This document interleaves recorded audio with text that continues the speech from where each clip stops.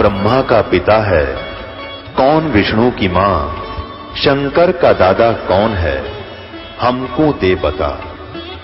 ये जानने के लिए कृपया सुनिए। जगत गुरु तत्वदर्शी संत रामपाल जी महाराज के अमृत वचन सर्व पवित्र धर्मों के पवित्र शास्त्रों के आधार पर। तो वो जो सतनाम का जो जाप है आपको 7 नाम तो पहले दिए जाते हैं, 5 नाम तो ये इन यहाँ के भगवानों से हमने अपना ऋण मुक्त होना है, इनकी कमाई करके इनका कर्जे से मुक्त होना है, या कमाई इनको दे देंगे हम, ये हमें छोड़ देंगे। और जो 2 मंत्र हैं इसमें फर्स्ट एंड लास्ट 7 मंत्रों में ये परमात्मा की भक्ति पैरेलल करवाई जा रही है आपकी। ऐसा हो जाता है कई बार, क्योंकि ये साधना कर प्रथम मंत्र मिला है और किसी कारण से मृत्यु हो जाती है तो उस प्राणी का मनुष्य जीवन तुरंत मिल जाता है, उसको तुरंत 1 साल के अंदर अंदर मनुष्य जीवन पाओगा वो, ये गारंटीड बात है। अगर इस नाम को लेकर भी और नाम लेने के घंटे बाद भी डेथ हो जाती है तो भी मनुष्य जीवन मिलेगा। इतना जबरदस्त मंत्र है भगवान का प्रथम मंत्र। फिर जो 2 मंत्र का जाप है सतनाम जो है, इसमें एक ओम मंत्र है। कई भक्त भ्रमित हो जाते हैं, कहते हैं जी ये मंत्र तो उन 5 नामों में भी है, और फिर दूसरे का पता चलता तब भी कहते हैं ये उनमें भी है। पुण्यात्माओं, एक जड़ी होती है, उस जड़ी को 5-7 जड़ियों में मिला दिया जाए तो उसका गुण अलग होता है, और उनका 2 अलग से और उसकी विधि खाने की अलग हो बनाने की तो उसका गुण अलग होता है, वो अलग अफेक्ट करती है। तो ये मंत्र है, इनको ऐसे यूज करेंगे तो ये लाभ देंगे, और ऐसे उनका प्रयोग करेंगे तो वो ये लाभ देगा। इतना समझना, भ्रमित ना होना, क्योंकि ज्ञान हमारे को था नहीं, अब ये ज्ञान मिला है तो अब हम वकील बन जाते हैं। अब यहाँ वकालत नहीं चलेगी आपकी, आपका समर्पण चलेगा। अब काल ने ये काम करना था कि पहले इन भ्रमित गुरुओं के पास भेज दिए तुम, और वहाँ आप श्रद्धा से बैठे रहे, कोई ऑब्जेक्शन नहीं था, उसने जो ज्ञान दे दिया वो सिरोधार्य किया। अब जब ये ज्ञान सच्चा आया और सबसे भिन्न है तो वकील बन जाता है ये मन, ऐसा कैसे हो गया। और वहाँ ना बोला एक दिन भी तू 20-30 साल खो दिए, गुआ दो रहे, वहाँ ना तेरे मन में कभी आई, क्योंकि इसको पता है कि यहाँ चला गया तो मन काल को पता है कि यहाँ चला गया, तेरे हाथ तक गया, छूट गई और पार होगा। तो यहाँ वकालत करने की आवश्यकता नहीं। ठीक है, नाम लेने से पहले खूब समझो इस ज्ञान को, 100 बार पढ़ो किताब को और ज्ञान सुनो, और फिर उपदेश लो। उपदेश लेने के बाद फिर आप इस दास के प्रति या इस ज्ञान के प्रति बकवास मन में आती है तो नाम खंड हो जाएगा आपका। फिर समर्पित कीजिए। अगर आपको ज्ञान समझ में आ जाता है तो कहते हैं फिर परमात्मा को जब ये ज्ञान समझ में आ गया उपदेश लेने के बाद, तो गुरु जी को एज ए गॉड ट्रीट करना चाहिए। गुरु जी को भगवान मानकर अपनी यहां से छूटने का प्रैक्टिकल करना चाहिए। जैसे एक गणित का प्रश्न आता है ब्याज का, और उसमें ये कहा जाता है कि मूलधन ज्ञात करो। वो मूलधन तो करोड़ों रुपए का होता है, और उसमें सबसे पहला फार्मूला ये है, ये मानना पड़ता है, मान लो मूलधन 100 रुपये है। वो 100 रुपये मूलधन नहीं होता, लेकिन वो 100 रुपयों को मूलधन माने बिना वो इक्वेशन सुलझा नहीं, वो प्रॉब्लम हल हो नहीं सकता, वो प्रश्न हल नहीं हो सकता। तो उसमें 100 रुपये मूलधन मानना पड़ेगा। उस 100 रुपये मूलधन से वो हमारा ओरिजिनल मूलधन मिल जाएगा आपको। यानी आपको, आप जी ने गुरु जी को ये मान करके आज हमारे सामने भगवान बैठे हैं। गुरु जी भगवान नहीं है, इस दास को अपनी स्थिति का पता है, लेकिन आप जी ने ये रिहर्सल करनी पड़ेगी ना, या बात आपकी कद्दे भी ना सुन जाए। तो इस दास के स्थान पर भगवान होता तो आप कैसे ट्रीट करते? जिनको कुछ परमात्मा का पूर्व आभास है, पिछले जन्म के पुण्य है, वो तो आज भी उसी तरह हैं। लेकिन कुछ दिनों में जो नए नए आए हैं वैसे अपना मनमुखी साधनाएं कर रहे थे, तो उनको धीरे धीरे ये ऐसा अभ्यास हो जाएगा तो ये सोच लो जैसे परमात्मा आए थे 120 वर्ष बनारस में रहकर चले गए, और उसी को पाने की हम ट्राई करें, वो हमारे सामने बैठा। यदि हम उस दिन जब वो मालिक आए थे हम उनको भगवान मानकर स्वीकार कर लेते तो हमारे अंदर खरपतवार पैदा नहीं होते, बकवाद नहीं आती, और ना हम किसी की सुनते जो परमात्मा से दूर कर दिए। उस समय हमारे कोई नकली अज्ञानी गुरुओं ने और बता दिया कबीर तो अशिक्षित है, ये क्या जाने वेद और शास्त्रों को, ये संस्कृत भाषा नहीं जानता है, ये सब झूठ बोलता है। तो हमने यह मान ली इस बात को कि गुरु जी जो है कबीर साहब अशिक्षित हैं और ये वेदों और गीता जी आदि को नहीं समझ सके, समझ ही नहीं सकते क्योंकि ये संस्कृत नहीं जानते। और जो ब्राह्मण लोग थे, गुरु थे, मंडलेश्वर थे, संत ऋषि थे, हम ये सोचा करते ये संस्कृत भाषा जानते, इन्होंने सदग्रंथों को सही जाना होगा। और कबीर जी के बारे में जब वो ईर्षावश वो अन्य गुरु कहा करते थे तो हमने वो स्वीकार कर लिया। हमने अपने भगवान पर विश्वास नहीं हुआ कि ये भगवान है, ये झूठ नहीं बोल सकते, जिस कारण से हम फिर यहीं रह गए। तो परमेश्वर उसमें अपनी सारी सब भेद उसमें लिखकर चले गए कि मैं ऐसे बताता हूं, ये मान नहीं रहे। और आज वही बातें प्रमाणित होगी सदग्रंथों में कि जो 600 वर्ष पहले परमेश्वर कहा करते थे वो सच्ची थी, और जो नकली गुरु थे ये संस्कृत के महर्षि थे, केवल ये भाषा के महर्षि थे, आध्यात्मिक ज्ञान के महर्षि नहीं थे। ये व्याकरण के ऊपर कुश्ती करेंगे। व्याकरण का क्या लिंक है भगवान की भक्ति में? भगवान का ज्ञान सिंपल लैंग्वेज में अपनी साधारण भाषा में कोई भी कुछ बोल दे उस ज्ञान समझ में आना चाहिए, इतनी सी बात थी।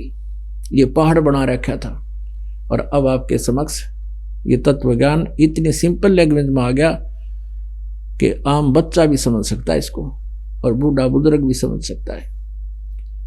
ज्ञान ही तो है ये।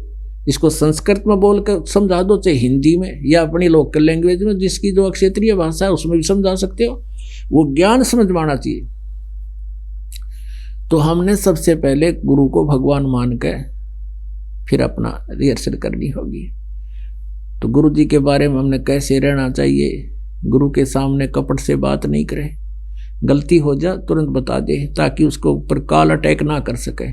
तो उसको दोबारा तुरंत नाम दिया जाएगा, उसका नाम सुचारू होगा, भगवान से जुड़ जाएगा।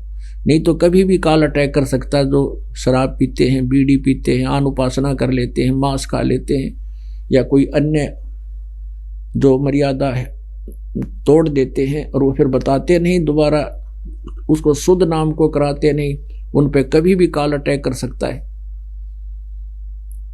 तो इसलिए अपना गलती को हो भी जाती है क्योंकि इस भयंकर लोक है, तो तुरंत मालिक से सुचारू करवाओ, दोबारा जुड़ाओ कनेक्शन को। कनेक्शन कटने के बाद पावर आएगी नहीं, आपके घर पे बिजली नहीं आएगी, कोई भी काम नहीं होगा। तो गुरु जी के पास आकर ऐसे भाव से रहे। तो वहां हम जब जाएंगे त्रिकुटी के ऊपर, वहां परमेश्वर हमें मिलेंगे इस दास के रूप में। और जैसी भी इस दास के प्रति आपकी यहाँ भावना होगी, वो सपना होता है तो यहाँ शरीर छूट जाएगा। आप स्वप्न में कई बार ऐसे जाते हो, ऐसे ही वहां जाओगे और आपको लगेगा जैसे हम सचमुच यहाँ आ गए। तो वहां आपसे कोई पूछने की आवश्यकता नहीं, आपके अंदर अपने आप आपका पारदर्शक शरीर है वहां पर, और अंतःकरण में जो भी होगी आपकी बाहर दिखाई दे। जैसे आंखों के अंदर से आप देख रहे हो अपनी भक्ति के लक्षण, तो वहां आप इनको पढ़ सकोगे कि ये किसके हैं और कैसे थे। तो वहां भगवान आपको फिर जिनके सारे नंबर पूरे होंगे, भक्ति सही होगी, उनको साथ लेकर धनराज के दरबार में जाता है। और वहां कहते हैं कि ले भाई अपने ओम नाम की कमाई तुम रख लो, इसकी भक्ति।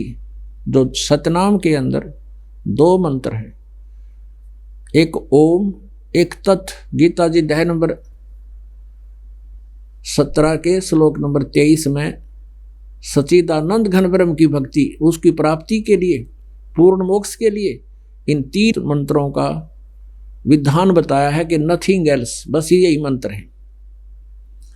और फिर ये भी ऑप्शन छोड़ रखा है कि तत्वदर्शी संत बतावेगा पूर्ण और ज्ञान, दो इससे भी भिन्न होगा हटके, और वो सच्चिदानंद घन ब्रह्म की वाणी से ही बताएगा। तो सच्चिदानंद घन ब्रह्म की वाणी में प्रथम मंत्र अलग से है जिसमें ये 7 मंत्र हैं, और 2 मंत्र ये सतनाम है, और तीसरा एक आदि नाम है जिसको सार नाम कहते हैं। वो सत नाम से जाना, वो कोड वर्ड है उसका सत। जैसे गीता जी अध्याय नंबर 17 के श्लोक 23 में ओम तत्सत है। ओम और तत् ये 2 अक्षर का है, ये तो एक सतनाम बन जाता है। तो इस सतनाम में 2 अक्षर हैं। पहला जो अक्षर ओम है, इसका श्वास उस श्वास से सिमरण करना होता है। तो और दूसरा कोड वर्ड है तत्, वो दास बताएगा, या जिसने सतनाम प्राप्त है वो भक्त खूब जानता है। तो इस ओम नाम की कमाई जो यानी ब्रह्म सत्र की जितनी पूजाएं हैं, यहाँ धार्मिक यज्ञ आपसे कराए जाते हैं। ये एक यज्ञ धर्म की, दूसरी यज्ञ ध्यान, तीसरी यज्ञ हवन की, चौथी यज्ञ प्रणाम, 5वीं यज्ञ ज्ञान की। तो ये यज्ञ और ओम नाम का जाप ये काल का ही ऋण उतारने के लिए है। तो वहाँ हम इसको दे देंगे, छोड़ देंगे, फिर ये हमें यहाँ से बरी करेगा। इसकी व्यवस्था होगी, क्योंकि सामने परमात्मा एक वकील के रूप में खड़े होंगे और कहेंगे इसका हिसाब करो, ये आपका अकाउंट क्लियर हो चुका है। जैसे आप जी ने श्रीमद् भगवद गीता अध्याय नंबर 18 के श्लोक नंबर 62 में पढ़ते हो बहुत बार, और अरदास भी बहुत बार आपको दिखा चुका है। तो उसमें ये कहा कि मेरे सतर की अर्जुन तू सर्व भाव से उस परमेश्वर की शरण में जा जिसकी कृपा से तू परम शांति को और सनातन परम धाम को प्राप्त होगा। तो एक तो ये सिद्ध हो गया कि गीता ज्ञान दाता से कोई और है, वो परमेश्वर है, और उसी की कृपा से हम पूर्ण मोक्ष प्राप्त कर सकते हैं और वहां जा सकते हैं जहां जाने के बाद फिर लौटकर कभी संसार में नहीं आते।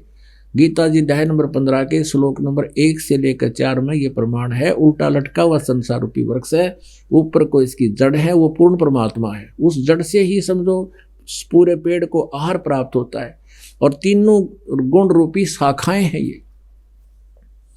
और जो संत इसके विषय में सभी भाग बता देता है, तना कौन भगवान है, डार कौन भगवान है, शाखा कौन भगवान है, जड़ कौन भगवान है, पत्ते क्या हैं, तो वो तत्वदर्शी संत है। तो तत्वदर्शी संत के प्राप्ति के उपरांत 15वें अध्याय के 4थे श्लोक में कहा कि उसके पश्चात परमेश्वर के उस परम पद की खोज करनी चाहिए, जहां जाने के बाद साधक फिर लौटकर कभी नहीं आते। गीता जी अध्याय नंबर 4 के श्लोक नंबर 5 और 9 में, अध्याय नंबर 2 के श्लोक नंबर 12 में, अध्याय नंबर 10 के श्लोक नंबर 2 में गीता ज्ञानदाता अपनी सतिथि बताता है कि अर्जुन तेरे और मेरे बहुत जन्म हो चुके हैं, तू नहीं जानता मैं जानता हूं। तो इसे सिद्ध हो गया कि गीता ज्ञानदाता की साधना करने वाले को सनातन परम धाम शाश्वत स्थान नहीं मिल सकता। शाश्वत स्थान वो है कि जहां जाने के बाद साधक फिर लौटकर कभी संसार में नहीं आते। तत्वदर्शी संत की प्राप्ति के उपरांत 15वें अध्याय के 4थे श्लोक में कहा, उसके पश्चात उस तत्व ज्ञान रूपी शस्त्र से अज्ञान रूपी सब अंधकार को काट के, यानी तत्व ज्ञान से समझकर उसके पश्चात परमेश्वर के उस परम पद की खोज करनी चाहिए, जहां जाने के बाद साधक फिर लौटकर कभी संसार में नहीं आते। आज दिन के सत्संग में मैं आपको ये कंसेप्ट क्लियर किया था, क्योंकि ये आप बच्चे हो, विद्यार्थी हो, दास या आध्यात्मिक टीचर है, तो आपको रह रह कर ये ज्ञान कंठस्थ कराया जाएगा। बहुत बार सारा वर्ष आपकी रिपीटेशन कराई जाएगी, जब जाकर आपके हृदय में ये ज्ञान समाओगा। और दूसरा ये समझो कि जब तक हम रोगी हैं, हमने पूरा औषधि खानी पड़ेगी, समय पर वो टेबलेट वही होती हैं, और दोनों टाइम फांकी मारनी पड़ेगी, तभी स्वस्थ होंगे। तो फिर क्या बताया कि वहां जाने के बाद फिर लौटकर कभी संसार में नहीं आते। गीता जी अध्याय नंबर 8 के श्लोक नंबर 13 में गीता ज्ञानदाता कहता है कि ओम इति एकाक्षरम ब्रह्म व्यवहारण माम अनुस्मरण यह प्रयाति तजन देहम सयाति परमाम गतिम। मुझ ब्रह्म का एक ओम अक्षर है, नथिंग एल्स, और अंतिम श्वास तक इसका जो सिमरण करता हुआ शरीर छोड़कर जाते समय इसका उच्चारण करके सिमरण करता हुआ जाता है, वो परम गति को प्राप्त होता है। ओम से मिलने वाली परम गति वो क्या है? वो ब्रह्मलोक तक पहुंच जाता है। और गीता जी दहन विराट के श्लोक नंबर 16 में कहा कि ब्रह्मलोक पर्यंत भी पुनरावर्ती में, वहां गए हुए भी जन्म मृत्यु में आते हैं। वो शाश्वत स्थान नहीं है कि जहां जाने के बाद फिर लौट कर कभी नहीं आते। यानी ओम की साधना से भी, ब्रह्म सरपुरुष की साधना से भी शाश्वत स्थान नहीं मिला और वो पूर्ण मोक्ष नहीं हुआ जहां जाने के बाद कभी लौट कर नहीं आते। तो इससे सिद्ध हो गया कि ब्रह्म की साधना भी व्यर्थ है। व्यर्थ है मैंने इनकम्प्लीट है।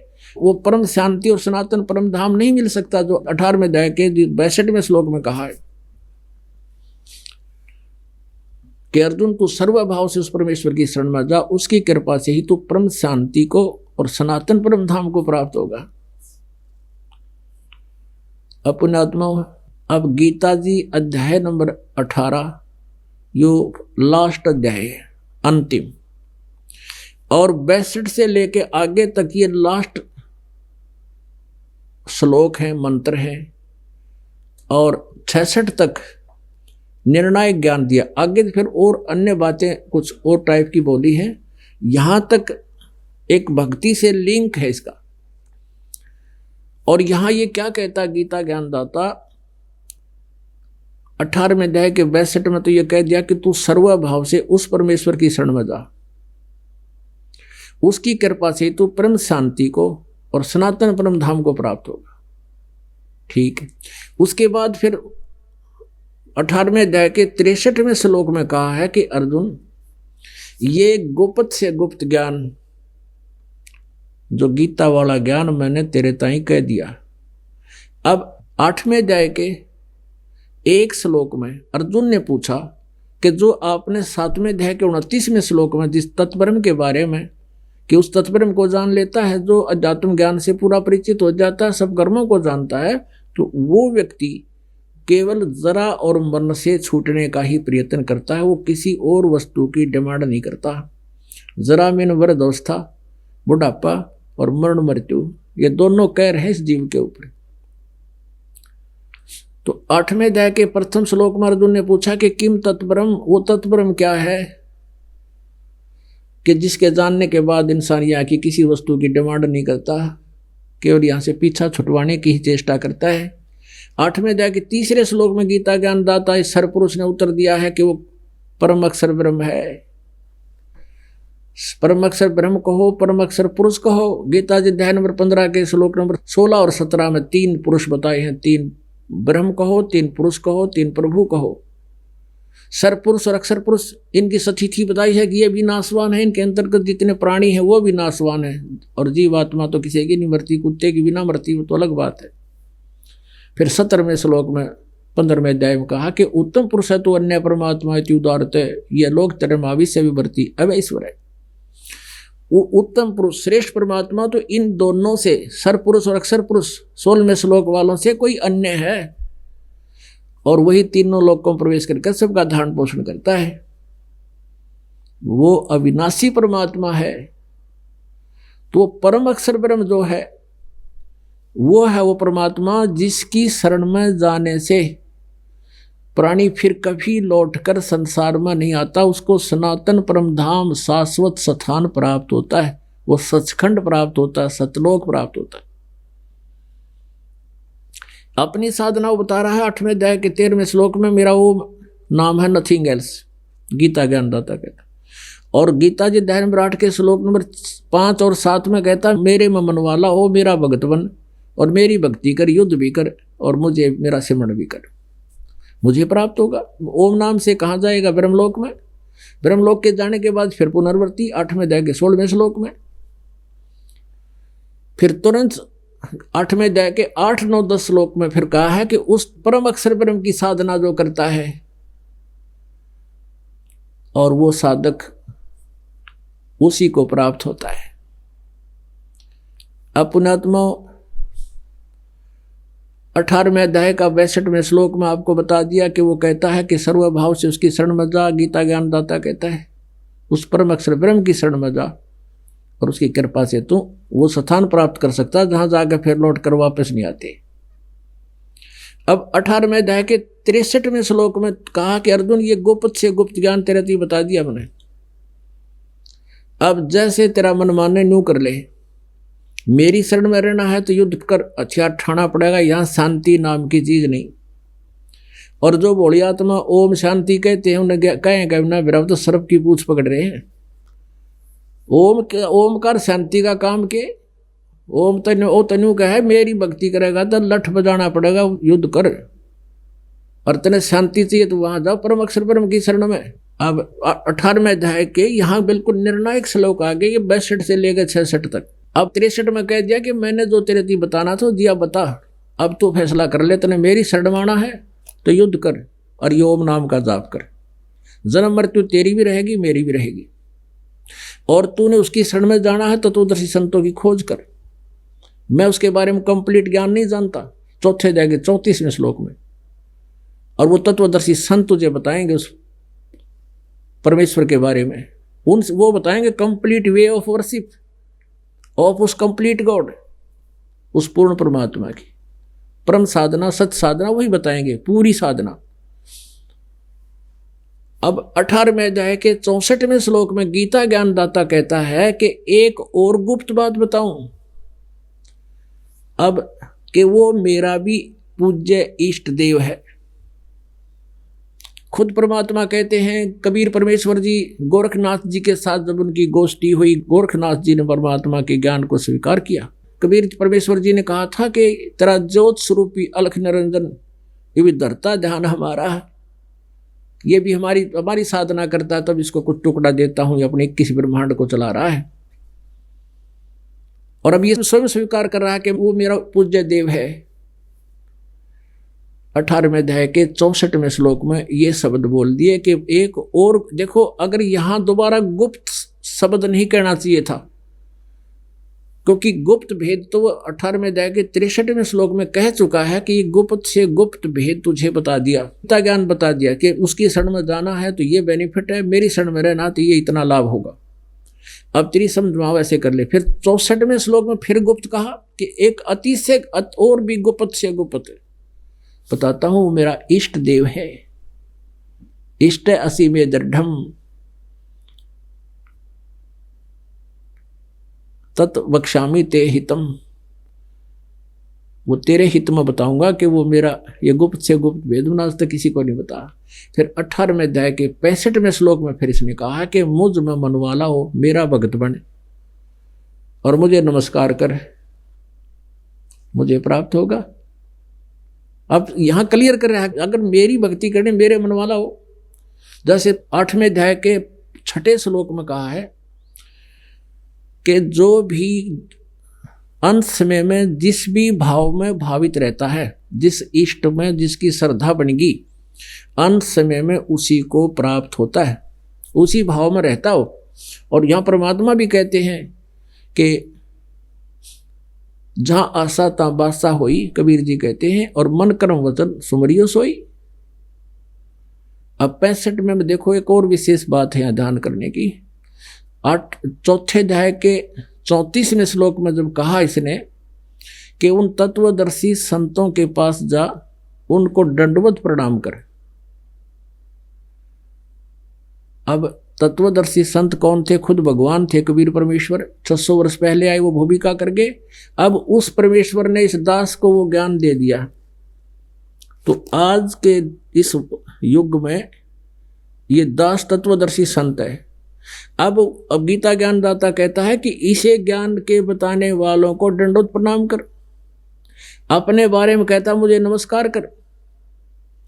18वें अध्याय के 65वें श्लोक में कहता है कि मेरे मन वाला हो, मेरा भगत बन और मुझे नमस्कार कर, तो मुझे ही प्राप्त होगा। 18वें अध्याय के 66वें श्लोक में फिर बताया है कि तूने यदि उसकी शरण में जाना है, परम अक्षर ब्रह्म की शरण में, तो उसका एक फार्मूला ये है कि मेरे सतर की जितनी भी पूजाएं हैं वो मुझ में छोड़ दे। यानी जैसे गीता जी अध्याय नंबर 17 के श्लोक नंबर 23 में 3 मंत्र बताए, ओम तत्सत। तो ओम तो ये सरपुरुष का, जो 15वें अध्याय के 16वें श्लोक में और 17वें श्लोक में 3 पुरुष हैं, सरपुरुष, अक्षर पुरुष, एक परम अक्षर पुरुष, उत्तम पुरुष, तो अन्य। ओम तो सरपुरुष यानी ब्रह्म का, और अक्षर पुरुष का तत् वो गुप्त है, सांकेतिक है, ओम सीधा ही है। और सत जो है ये परम अक्षर ब्रह्म का, परम अक्षर पुरुष का। तो इन 3 मंत्रों से परमात्मा प्राप्ति होगी। और अन्य जो मंत्र हैं वो यहाँ तक ऋण मुक्त होने के, त्रिकुटी तक जाने के हैं, ये सभी मिलकर सहयोगी हैं इसमें। तो मूल मंत्र है यहाँ पर कि ओम नाम का जाप हम काल को दे देंगे, ब्रह्म को। अब त्रिकुटी पर जब हम पहुंच जाएंगे तब इसका हिसाब करवाएगा परमेश्वर आकर के, ना ये कदे भी ना हिसाब करे हमारा। आप यहाँ देखते हुए कल रखे ना सूत माता साहब तो ना बताई जाते, और ये तो यहाँ काल का तब कसूता जकड़ है इस जीव के ऊपर। तो स्वयं परमेश्वर आते हैं और इनको लेकर धर्मराज के दरबार में, जहाँ अकाउंट होता है सबका, वहाँ जाते हैं और वहाँ उनको उनका इतिहास दिखाते हैं परमात्मा, वकील बनते हैं आपका कि देखो आपका विधान है। गीता अध्याय नंबर 18 के 66 में लिखा है कि सर्वधर्मान प्रीतज माम एकम शरणम व्रज अहम त्वा सर्व पापेभ्यः मोक्षामि मा शुच। ये तुम्हारा ही विधान है, तुम्हारे भगवान ने बोल रखा है और ये विधान है, इसके आधार से हमारा हिसाब करो और लो अपने ओम नाम का जाप पर ये सारी पकड़ो, यज्ञ याग जितने हमने कर रखे तुम्हारी सत्र, और हमारे सब ये जितने भी इसका जो पाप है वो कैंसिल करो। वकील सामने जब दिखा देता है जज को कि ये विधान ये बोल रहा है, तो जज उसको तुरंत करता है, वो फिर नहीं सुनता किसी की, क्योंकि विधान में जो लिखा फाइनल हो तो उसी समय न्यायाधीश ऐसे ही करना शुरू कर देता है जो यहाँ का ब्रह्मांड का न्यायाधीश काल ने बैठा रखे है, धर्मराज जिसे कहते हैं। तो ये क्या कहता है कि सर्वधर्मान प्रीतज माम एकम शरणम व्रज। अब इन्होंने अनुवाद गलत कर रखे यहाँ पर अनाड़ियों ने, इन अज्ञानियों ने, गीता अनुवाद करताओं ने, जो महर्षि को आया करते मंडलेश्वर को आवे थे, बड़ी बड़ी फीत 1008 और 10,008 क्या लिख लेते अपने आगे पासे, कुछ लगा लो घर की फीत, घर की वही काका लिखनिया, कुछ लिखो अपना। अब पता चलेगा महर्षि कैसे होते हैं, ज्ञान के सामने पता लगा उन्होंने क्या ज्ञान था, दास को क्या पता है, भगवान ने क्या बता रखा कबीर जी ने। अब कौन थे वो तत्वदर्शी संत, कौन थे विद्वान? वो कबीर परमेश्वर थे जो 600 वर्ष पहले हमारे सदग्रंथों में के गुड़ रहस्य को सिंपल लैंग्वेज में लिखवा के चले गए। तो यहाँ क्या कह रहे हैं, ये गीता ज्ञानदाता कहता है सर्व धर्मान प्रीतज माम, मेरे सतर के जितने भी साधनाएं हैं, धार्मिक क्रियाएं हैं, धर्मान पूजाएं हैं, उन सबको मुझ में छोड़ दे, मेरे को दे दे। एकम शरणम व्रज, एकम जिसके बराबर दूसरा ना हो, अद्वितीय प्रभु सर्वशक्तिमान, उस परम अक्षर ब्रह्म की शरण में तू जा। अहम तवा सर्व पापेभ्यः मोक्षामि मा शुच, मैं तुझे सभी पापों से मुक्त कर दूंगा। जब हम किसी का ऋण दे देंगे, जब तक ऋण नहीं देते थे, पहले क्या था, जैसे कोई गरीब आदमी किसी से पैसे ले लेता और वो पैसे नहीं देता तो उसको अपने नौकर लगा लेता था खेतों में या दुकान पर या फैक्ट्री में, और कोई आकर का उसका हिसाब करवा दे, ठीक है भाई तू इसका पैसा पकड़ और इसको छोड़, तो फिर उसको छोड़ना पड़ता था। तो हम हमारे परमात्मा वहाँ जाएंगे और कहेंगे ले भाई तुम अपना पकड़ो और इसका सब ऋण मुक्त कर दो, इसको, इसका जो भी उधार है सब खत्म करो। अब यहाँ आपको थोड़ा सा श्रीमद् भगवद गीता को रूबरू कराते हैं, और उसी समय आपको ये विश्वास होगा कि सचमुच ये दास जो वर्बली बोल रहा है ये सच्ची सब सत्य है। एक शब्द भी दास बोलेगा वो शास्त्र अनुकूल होगा, और आप कभी भी उसको मिला सकते हैं, कंपेयर कर सकते हैं, तो कभी आपको गलत नहीं मिलेगा, क्योंकि हम उस सच साहिब के अनुयायी हैं, उस सच्चे भगवान के अनुयायी हैं जो केवल सत्य ही पसंद करता है, वो बकवाद नहीं सुन सकता। तो हमारी हिम्मत नहीं हम कोई एक भी शब्द गलत बोल के किसी को गुमराह कर दें। हमने भगवान अपने से बहुत डर लगता है, और आपको ये विश्वास दिलाना होगा प्रारंभ में कि ये दास जो कह रहा है सत्य है, और फिर कुछ दिनों के बाद ऐसा आएगा कि आप इस दास ने ये पुस्तक दिखाने की आवश्यकता नहीं पड़ेगी, और आप जो दास शब्द निकालेगा आप कहोगे 100 की 100 सत्य है। तो ये बताने दिखाने जताने के लिए कि दास जो बोल रहा है और हमारे भगवान कबीर परमेश्वर ने 600 वर्ष के पहले जो कहा था वो सारा सत्य था और वो परमात्मा है। इसके लिए आपको पुस्तक दिखाते हैं। श्रीमद् भगवत गीता, गीता प्रेस गोरखपुर से प्रकाशित। इसके अनुवादक हैं जय दयाल गोविंद का। गीता प्रेस गोरखपुर से प्रकाशित। अध्याय नंबर 4 का श्रीमद् भगवत गीता, अध्याय नंबर 4 श्लोक नंबर 25। दूसरे योगीजन देवताओं के पूजन रूप यज्ञ का ही भली भांति अनुष्ठान किया करते हैं। इसका भाव यह है कि कुछ तो साधक, योगी बने साधक, परमात्मा से जुड़ने की चेष्टा करने वाले को योगी बोलते हैं। ये केवल ऊपर न टांग नीचे न सिर करना ही योगी नहीं होते। योग का अर्थ किसी से जुड़ना। तो साधक जन देवताओं की पूजा रूपी यज्ञ माने धार्मिक अनुष्ठान किया करते हैं, और कुछ तो देवताओं की पूजा करते हैं और कोई ब्रह्म तक की साधना करता है। इसका ये अर्थ समझो। और 26 में कहा है कि अन्य योगी जन यानी अन्य साधक आंख कान मूंद के केवल अपना संयम करते हैं, इस तरह की क्रियाएं करते हैं, और उनको हवन माने ये उसमें ही आश्रित रहते हैं। दूसरे योगी जन शब्द आदि यानी शब्द, सप्र, स्वरूप, रसगंध, इनसे ही बचने की चेष्टा में अपना अभ्यास करते रहते हैं। इंद्रियों, समस्त इंद्रियों के अग्नि में हवन किया करते हैं, यानी उसको ही फूकने की चेष्टा में लगे रहते हैं। जैसे उदाहरण देते हैं कि सभी साधक अपनी अपनी जो साधना कर रहे हैं उनने वो सही मान कर कर रहे हैं कि हम जो कर रहे हैं ये पाप नाशक हैं। जैसे इसका अर्थ है कि कोई शब्द आदि समस्त विषयों को इंद्रिय रूप अग्नियों में हवन किया करते हैं। आगे 27 में फिर कहा है कि दूसरे योगीजन इंद्रियों की संपूर्ण क्रियाओं को और प्राणों की समस्त क्रियाओं को आत्म संयम योग रूपी अग्नि में हवन किया करते। यानी भाव ये है कहने का कि कुछ साधक ये सोचते हैं कि जब तक हम विकार रहित नहीं होंगे तो हम मोक्ष नहीं प्राप्त कर सकते। तो विकार रहित होने के लिए ही बहुत से प्रयत्न करते हैं, अपने कहते हो जीवन को उसी में हवन में उस आग में झोंक देते हैं। जैसे एक श्रृंगी ऋषि थे, उन्होंने यही क्रियाएं की थी और उसने वन में काफी वर्षों तक वन में बैठकर एकांत में साधनाएं की और संयम करने के लिए कि जब तक हम अन्न खाते हैं तो हमारे अंदर विषय वासनाएं जागती हैं। उसने हठ योग करके अपने शरीर को ऐसा साध लिया, क्योंकि ये क्रिया होती है। जैसे कुछ पंथ अमृत क्रिया बताते हैं, जैसे जीव को मोड़ के ऊपर तालू का लगाने का अभ्यास करते हैं। ये इनको तो कुछ मिला को नहीं, इसका केवल अकेले से नहीं वो बात बनती, और बहुत से योग क्रियाएं हैं जब जाकर वो बात बनती है। और कुछ प्राणायाम की क्रिया बहुत लंबे समय तक करने से वो क्रिया सफल शुद्ध होती है, सिद्ध होती है। तो श्रृंगी ऋषि ने वो साधना कर ली और उसका ऐसा हो गया कि वो अमृत टपकन लग गया उसके अंदर, और उसने कई वर्षों में, सैकड़ों वर्षों में जाकर तो सेवा सिद्ध हुई।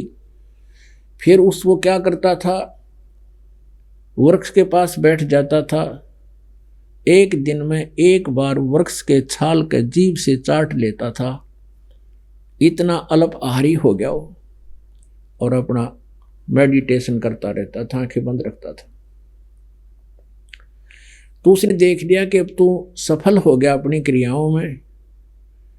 अब फिर ये क्या करते हैं साधक जन, किसी नगर के आसपास आकर बैठते हैं कि लोग तुझे पहचाने, तेरे पास आवें और तेरी प्रभुता हो। वो बैठ गया अयोध्या के पास जाकर। उस समय राजा दशरथ राजा थे, रामचंद्र और का जन्म हुआ नहीं था, केवल एक पुत्री थी राजा दशरथ के, और वो युवा हो चुकी थी 12-14 वर्ष की। तो श्रृंगी ऋषि वहाँ अयोध्या के बनी में जाकर बैठ गया। बनी में जो निकट नगर शहर के आसपास का जो क्षेत्र होता है उसको बनी बोलते हैं। और वहाँ एक वृक्ष की तरफ मुंह करके बैठ गया, आसन पद्म लगा के, और आंखें नहीं खोले है। एक बार ऐसे जीभ से वृक्ष की छाल को चाट ले, आंखें बंद किए कि ही, तो वहाँ शहर में इस बात का खूब जोर शोर से चर्चा हुई कि एक ऐसा महापुरुष आया है, कुछ नहीं खाता पीता, आज 1 महीना हो गया उसको बैठे को, और उसको हम बहुत दिनों से देख रहे हैं, वो वहीं बैठा है, ना कहीं फ्रेश होने जाता है, ना जलपान करता है, ना कहीं और सैर सपट्टा करता है, वहाँ बैठा है। इस बात की चर्चा आग की तरह फैल गई पूरे अयोध्या में। लोग नगर के स्त्री पुरुष सब देखने जाने लगे, सारा दिन वहाँ जमघटा लगा रहे आसपास, और वो ऐसा ही करे, एक बार जीभ लगाए बाकी आंखें बंद रखे। अब जब आदमी जीभ लगा हुआ है तो इतना तो ध्यान है कि तू कुछ चाटे है, तो आसपास के उसकी प्रशंसा के आवाज भी सुना थी। ये बात पहुंच गई राजमहल में। इकलौती पुत्री थी राजा दशरथ की, उसने अपने पिता से आज्ञा ली कि मैं भी महात्मा के दर्शन करने जाऊंगी, आज्ञा दे दी। साथ में उसकी नौकरानियां चली गई, दासी बांदी चली गई, अंगरक्षक चले गए। अब वहां क्या देखा, अब उस लड़की ने, किसी ने बताया कि इसकी आंखें कैसे खोले महात्मा। उसने प्रश्न किया अपने मंत्रियों से कि इस महात्मा आंखें खोले तो बात करें इससे कुछ हम, तो ये तो ऐसे बैठे हैं, कुछ हमें उपदेश देवें। तो मंत्रियों ने पूछा किसी से, उन्होंने बताया कि जहां ये जिभ से चाटता है वृक्ष की छाल को, वहां पर थोड़ा सा शहद लगा दो, और अगले दिन थोड़ा सा ज्यादा लगा दो। ये धीरे धीरे इसके अंदर यो प्रवेश करेगा शहद या शक्ति, तो अपने आप आंख खोल देगा। राजा की लड़की को पता चला, वो शहद लेगी साथ में, और जहां वो एक बार जीभ लगाता था वहां शहद लगा दिया। अब ऋषि पहले तो एक बार जीभ मारा करता, उस दिन 2 बार मारी उसने, कोई मीठा लग गया।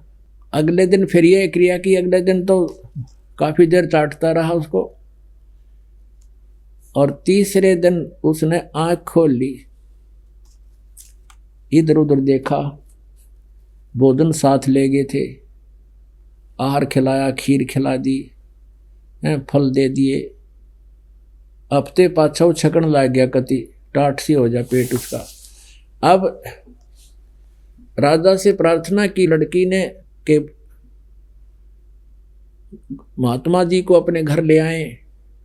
राजा दशरथ ने उसको गुरु बना लिया, और जो पुत्र प्राप्ति की यज्ञ भी उसने श्रृंगी ऋषि की देखरेख में की थी।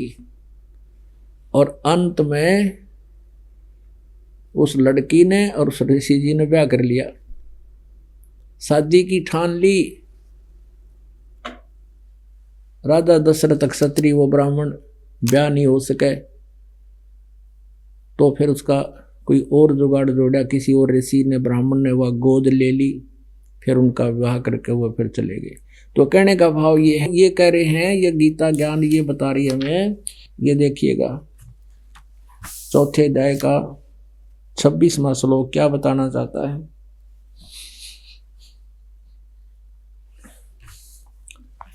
ये 4थे अध्याय का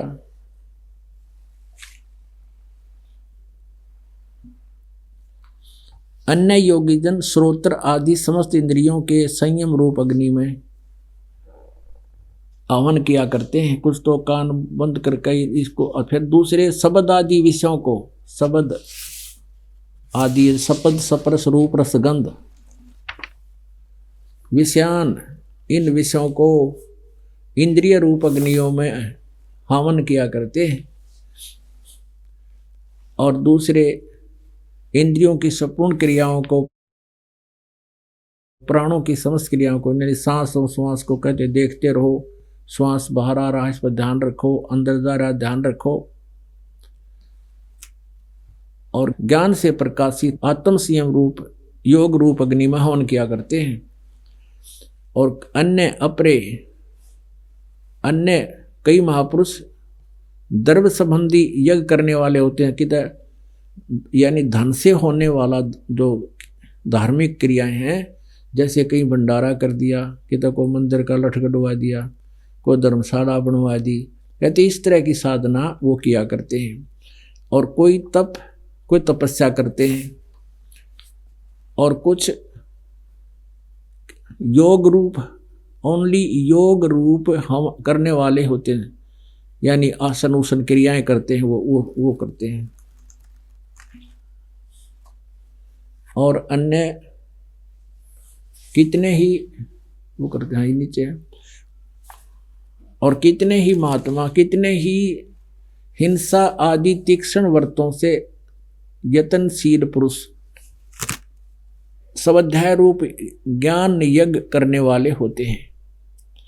अब ये बताया कि कुछ ऐसे जैसे मुंह पर पट्टी बांध रही, नंगे पैरों घूमना, अहिंसावादी तीक्ष्ण व्रत यानी कठोर व्रत, और यत्नशील पुरुष कुछ स्वाध्याय करते हैं, जैसे गीता जी का एक अध्याय रोज पढ़ लिया, और कोई और अन्य धार्मिक ग्रंथ पढ़ लिए, ऐसे करते हैं। 29-30 में कहा है, दूसरे साधक अपान वायु में प्राण वायु को, ये प्राणायाम आदि क्रिया करते रहते हैं, और दूसरे प्राण वायु का अपान वायु में यानी उल्टी सुल्टी अंदर वायु को नाभि से यानी कंठकमल तक घुमाते हैं। और अन्य कितने ही नियमित आहार करने वाले होते हैं, अल्पाहारी जैसे। और प्राणायाम प्रयाण पुरुष प्राण और अपान की गति को रोक कर प्राणों को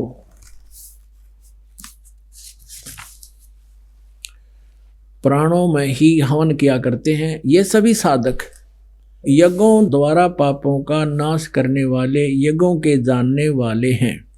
इसका अर्थ ये बनता है वास्तव में कि ये सभी अपने अपने साधनाओं को, अनुष्ठानों को पाप नाश करने वाला मानते हैं, जानते हैं, इसलिए करें, नहीं तो छोड़ दें इनको। अब जैसे ये जो क्रिया यहाँ बताई है कि कुछ प्राण अपान की गति को रोक कर प्राणों को, और प्राणों में श्वासों को ही श्वासों में हवन किया करते हैं, और सभी साधक अपनी अपनी क्रियाओं को पाप नाश करने वाला जानते हैं। इसका अर्थ ये बने, अगर यदि इनको ये ज्ञान हो जाए, ये साधना ठीक, नहीं तो कोई ना करे, तो जो भी जैसी क्रियाएं करता है उसको श्रेष्ठ मान के और पाप नाशक जान के, और पाप नाशक में पाप नाश हुए तो मोक्ष होगा, मोक्षदायक जानते हैं। अब जैसे प्राणायाम जो क्रियाएं हैं सांस रोकने की, इन सीख के ये क्या करा, बोला उसने एक बग्गी रोक दी, 4 घोड़े जुड़ रहे थे उसमें, बग्गी रोक दी, योगी था। एक नो का बोला कार ने रोक दी है, नो कार रोक दी उसने।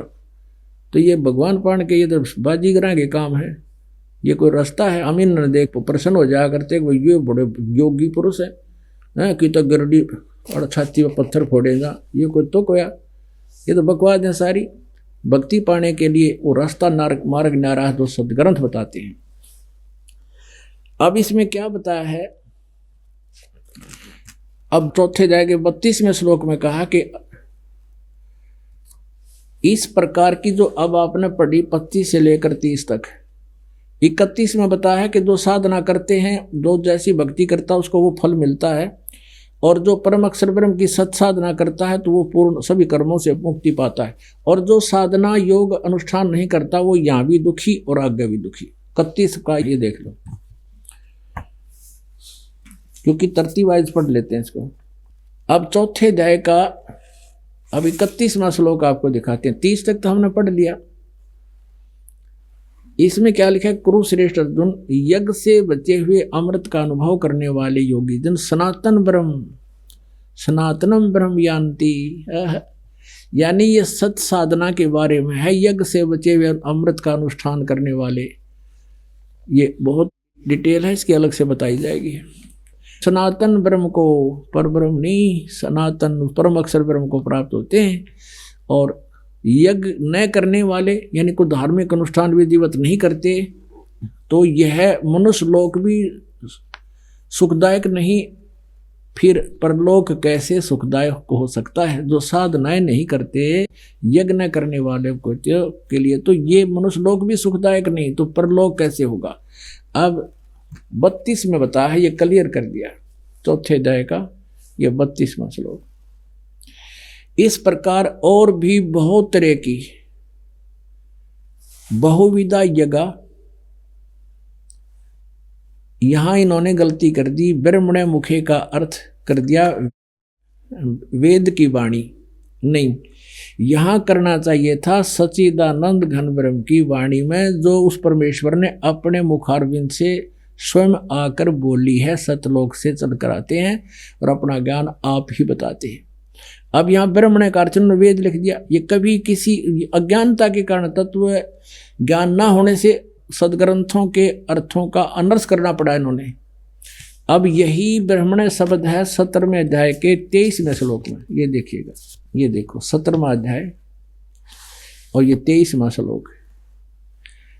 ओम तत्सत इति निर्देश ब्रह्मण त्रिविध समर्थ है, ब्राह्मणा तेन वेदा च यज्ञा च विहिता पुरा। अब ओम तत्सत इति निर्देश है, ओम तत्सत यह एक निर्देश है, नथिंग एल्स। ब्रह्मण त्रिविध समर्थ है, ब्रह्मण माने सच्चिदानंद घन ब्रह्म के स्मरण करने का, और उसको 3 प्रकार से वो सिमरण किया जाता है, त्रिविध है। अब जिनको ये सारनाम प्राप्त हो गया उनको खूब पता है वो कैसे सिमरण होता है, ये तीनों मंत्र जिनको मिल गए। तो इन्हीं के शब्दों में अनुवाद क्या किया है, ओम ओम, तत् तत्, सत सत कर दिया, इति यह, त्रिविध है 3 प्रकार का, ब्रह्मणे माने सच्चिदानंद घन ब्रह्म का, परम अक्षर ब्रह्म का समझो, नाम कहा, यानी उसके पाने का मंत्र है ये, उसका नाम तो एक है लेकिन इसको पाने का मंत्र है ये। और त्रिविध है माने 3 प्रकार से उसका स्मरण होता है, 3 प्रकार से उसके सिमरण करना है, और इसका ब्रह्मणे का अर्थ सच्चिदानंद घन ब्रह्म किया है, ये ध्यान रखना। अब हम फिर आते हैं लौटकर चौथे अध्याय के हम फिर 32 में आते हैं, वही 31 तक हम पढ़ चुके हैं।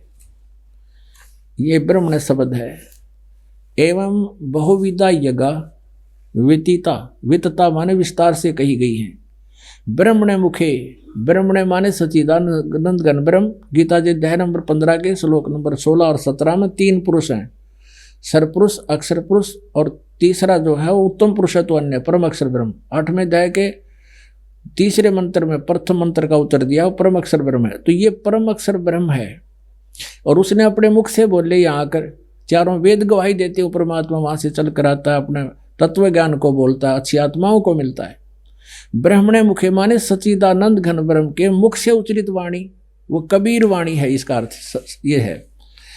कर्मजान विधितान सर्वान एवं ज्ञातवा विमोक्ष से, इस प्रकार के बहुत तरह के यज्ञ माने धार्मिक अनुष्ठानों की जानकारी सच्चिदानंद घन ब्रह्म की अमृतवाणी में, उसके उनके मुखारविंद से उच्चरित वाणी में विस्तार से कहे गए हैं। यानी गीता मत है नहीं वो, और वेद 4 वेदों का सारांश गीता है, तो उसमें विस्तार से कहे गए हैं। उन सब को तू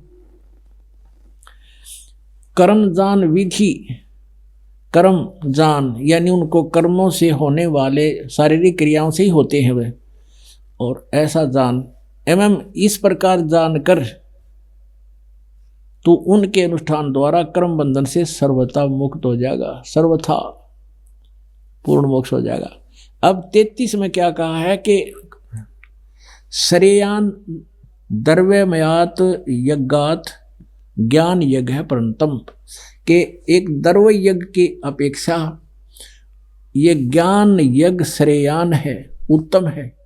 एक द्रव्य यज्ञ तो वो है जैसे कि तो मंदिर बनवा दिया, कि तो कोई धर्मशाला बनवा दी, कि तो कुआं खुदवा दिया, तालाब बनवा दिया, हैं कहते ये बिना किसी ज्ञान के अंधाधुंध धन लगाते हैं। पहले ज्ञान श्रेष्ठ है, ज्ञान यज्ञ श्रेयान, और सर्वक्रम अखिलम पार्थ ज्ञाने परिसमाप्यते, यानी तत्व ज्ञान जब हो जाएगा ये बकवादों वाले कर्म जो हम करते हैं उसमें समाप्त हो जाएंगे। यानी फिर हम उठ पटांग काम नहीं करेंगे।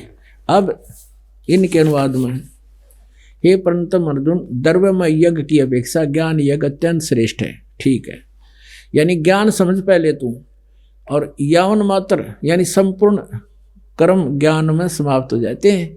फिर हम इधर उधर के जो डले डोए हैं वो नहीं करेंगे, हम फिर शास्त्रानुकूल साधना करेंगे। अब चौथे में कमाल किया, लास्ट यहाँ ला दिया कि वो ज्ञान जो तत्वदर्शी सच्चिदानंद घन ब्रह्म की वाणी में है वो तत्व ज्ञान है। उस ज्ञान को तू तत्वदर्शी ज्ञानियों के पास जाकर समझ, उनको भली भांति दंडवत प्रणाम करने से, दंडवत, और सेवा, अब कपट छोड़कर उनकी सेवा करने से, कपट छोड़कर सेवा करने से और कपट छोड़कर सरलता पूर्वक प्रसन्न करने से तत्वदर्शनी वो परम तत्व के को भली भांति जानने वाले ज्ञानी महात्मा तुझे उस तत्व ज्ञान का उपदेश करेंगे। अब ये कंसेप्ट क्लियर हो गया कि गीता ज्ञान दाता स्वयं कह रहा है कि इस गीता के अंदर वो ज्ञान नहीं है जो सच्चिदानंद घन ब्रह्म की वाणी में है, और उसी से पूर्ण मोक्ष होगा और नहीं होगा।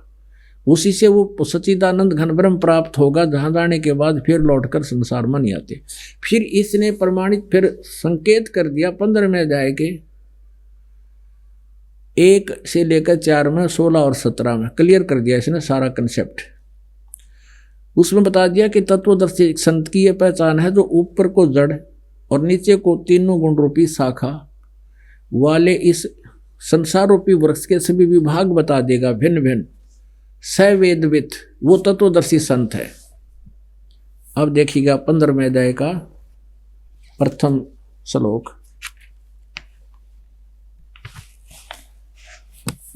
गीता अध्याय नंबर 15 का ये पंचदशो अध्याय, अथ पंचदशो अध्याय। ऊर्ध्व मूलम अधः शाखम अश्वत्थम प्राहु अव्यम, ऊपर को जड़ और नीचे को शाखा वाला ये संसार रूपी वृक्ष अविनाशी कहा गया है। छंदासी यस्य प्रणानी ये तम वेद सवेदवित अविनी के शब्दों में आदि पुरुष परमेश्वर मूल वाले, यानी जिस परमात्मा की जड़ तो समझो पूर्ण परमात्मा है इस वृक्ष की। अब देखिएगा ये देखिएगा ये संसार रूपी वृक्ष देखो, अब आसानी से समझ में आएगा।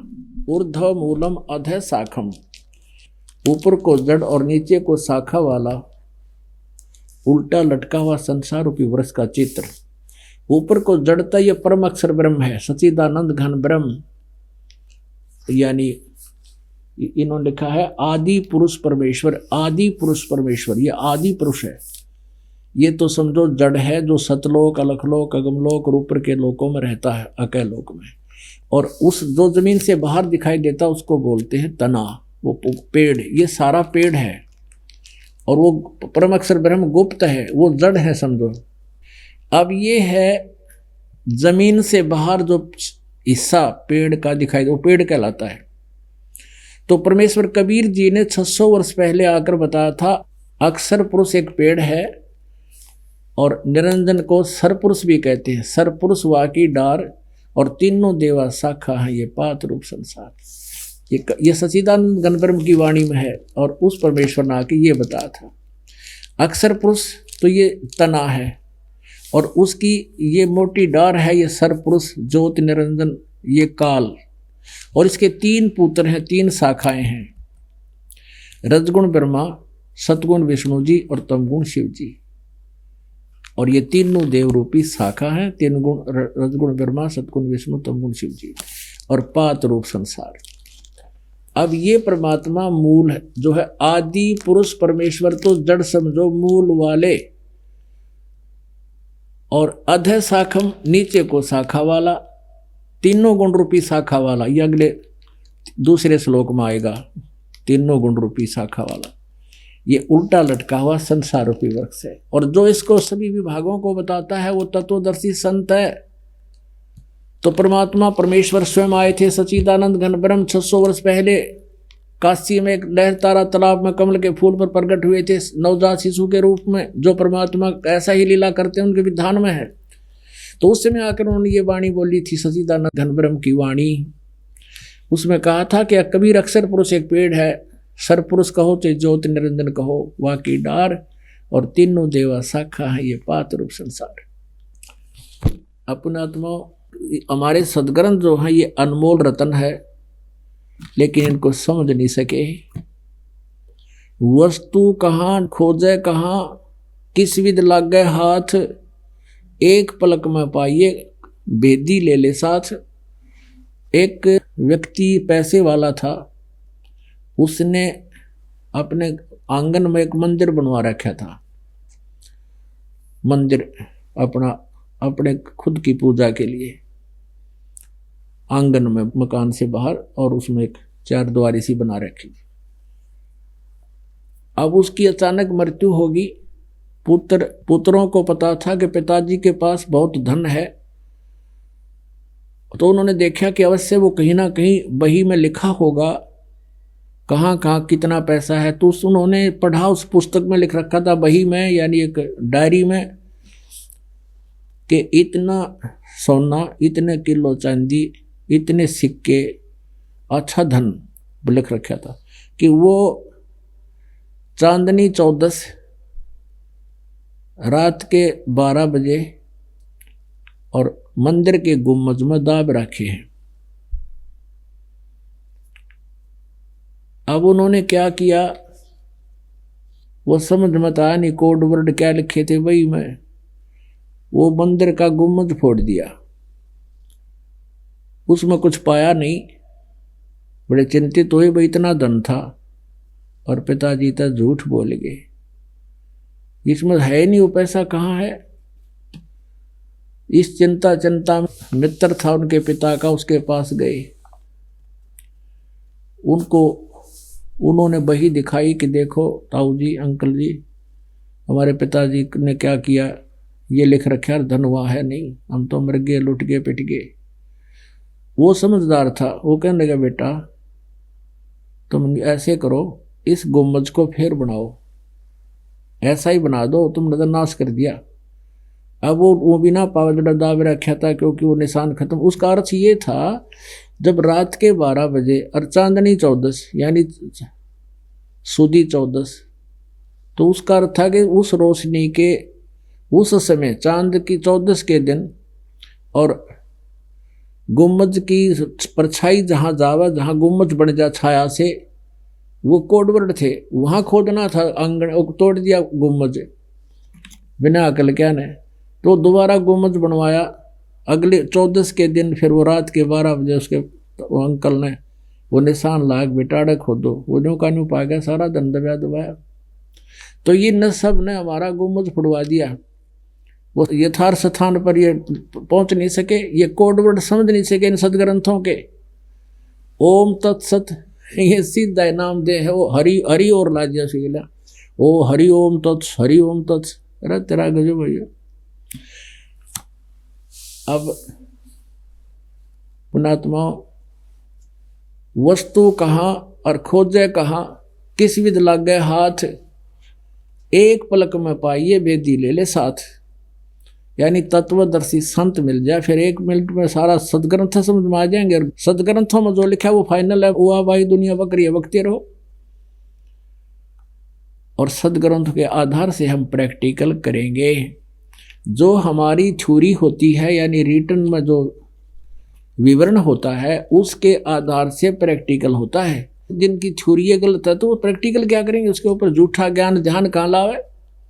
सारा ज्ञान एक आने का नहीं, फिर को 2.5 घंटे सुबह बैठो, 2.5 घंटे शाम, पता खा के बैठोगे, जीवन बर्बाद करने लग रहे। 1000 वर्ष बैठ गए घुघू बन के, किसी ने कुछ ना पाया, तुम्हारा ध्यान कुछ भी साधना को ना, वो तो कम से कम सीधा मंत्र तो ओम का जाप करते थे, उससे भी कुछ लाभ होता है। ये 36 अडंगे दे दिए, रंकार ओंकार और ज्योति निरंजन, ये कति सीधे काल के।